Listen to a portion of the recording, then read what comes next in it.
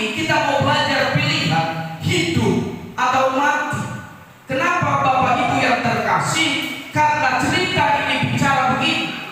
Raja Nebukadnezar, dia membuat sebuah patung emas, dan di seluruh kerajaan Babel dia berkata begini, siapapun yang tidak menyembah patung ini, maka dia harus ditaruh ke perapian yang menyala-nyala. Karena itu tadi saya katakan ini pilihan berat. Tapi dari sekian orang Bapak Ibu Saudara, dari sekian rakyat yang bersama-sama dengan Raja Nebukadnezar, hanya 4 orang yang tidak menyembah Tuhan. Dan yang tidak diberitahu di situ sedang teman. Mungkin dia lagi rapat partai, saudara. Daniel. Tetapi yang ada di situ adalah Hanaya, Misael, dan Azaria. Sadrak, Mesak, dan Abednego. Ini pilihan begitu berat. Mereka mendengar ini, saudara. Begitu mereka mendengar bahwa ada persembahan, ada kewajiban untuk menyembah, maka mereka bingung harus bagaimana. Kalau mereka ikuti, maka iman mereka yang selama ini dibangun habis seketika. Kalau mereka menyembah patung tersebut, Bapak Ibu Saudara, maka seketika dari masa kecil sampai masa muda mereka ada di pembuangan, iman mereka terbangun, integritas mereka penyembah Yahweh begitu melekat dalam dirinya. Kalau mereka sujud menyembah patung itu, maka hari itu Bapak Ibu Saudara semuanya habis. Tapi 3 orang ini mereka hanya memilih kematian, saudara. 3 orang ini memilih kematian. Mereka berkata begini, Raja dan apa yang baik, kalau Tuhan Allah kami tidak bisa menyelamatkan kami dari perapian menyala, biarkan kami mati dengan iman kami. Tapi lihat saudara, apa yang kebanyakan orang lakukan bukan itu yang dilakukan oleh Sadrak, Mesak, dan Abednego. Apa yang kebanyakan orang putuskan bukan itu yang diambil oleh Sadrak, Mesak, dan Abednego. Dia berani melawan arus, dia berani melawan undang-undang, dia berani melawan keputusan raja. Satu penyebabnya, saudara, karena mereka tidak mau menyembah Allah lain selain Yahweh, saudara. Keputusannya sudah jelas, kami tetap menyembah Yahweh. Keputusannya sudah jelas, kami tetap pegang teguh bahwa tidak ada Allah lain selain Yahweh, saudara. Dan konsekuensinya adalah mereka harus terima kematian. Saudara, dari sekian banyak orang, mungkin mereka akan menertawakan mereka 3 orang ini kali.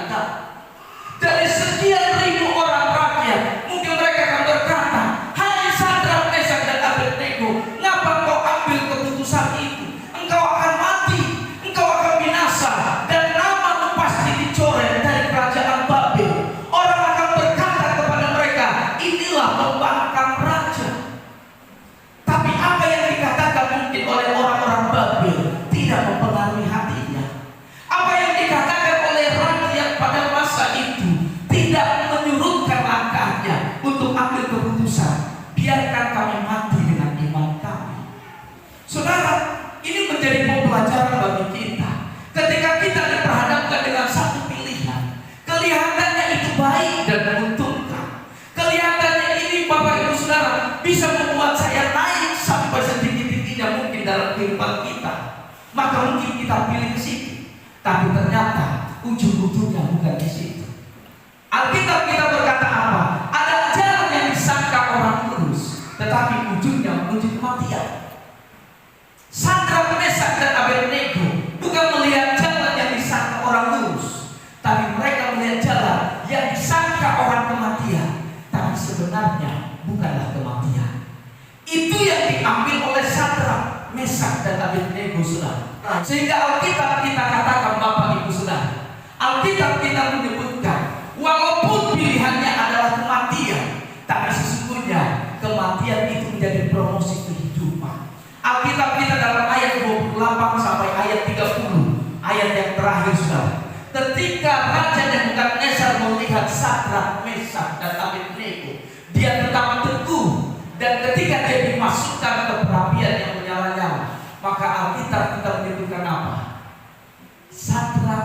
Mesak, dan Abednego, engkau menyembah Allah yang benar, dan tidak boleh ada Allah lain, orang yang menghujat Allahmu. Dan Alkitab kita katakan dalam ayat 29, maka saat itulah Sadrak, Mesak, dan Abednego diangkat derajatnya oleh siapa, saudara? Oleh Raja Nebukadnezar.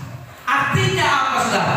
Ketika pilihanmu bukan berdasarkan kehendak dan keinginan, ketika pilihanmu itu bukan berdasarkan apa yang kau pandang baik, tetapi ketika engkau memilih berdasarkan iman dan integritasmu sebagai anak-anak Tuhan, maka pilihanmu mungkin dilihat orang sepele, maka pilihanmu mungkin dilihat orang tidak berarti, maka pilihanmu orang tidak berkata, hei, engkau pilih kok bahaya ini, engkau pilih ambil resiko, engkau pilih ambil sesuatu yang membahayakan keluargamu. Mungkin orang bisa berkata demikian, tapi jangan salah, saudara. Sama seperti Sadrak, Mesak, dan Abednego, dia memilih kematian, tapi ujung-ujungnya bukan kematian, saudara. Apa yang dia terima, saudara? Ada promosi kehidupan yang diberikan oleh dunia, saudara. Bukan Tuhan, yang diberikan oleh dunia.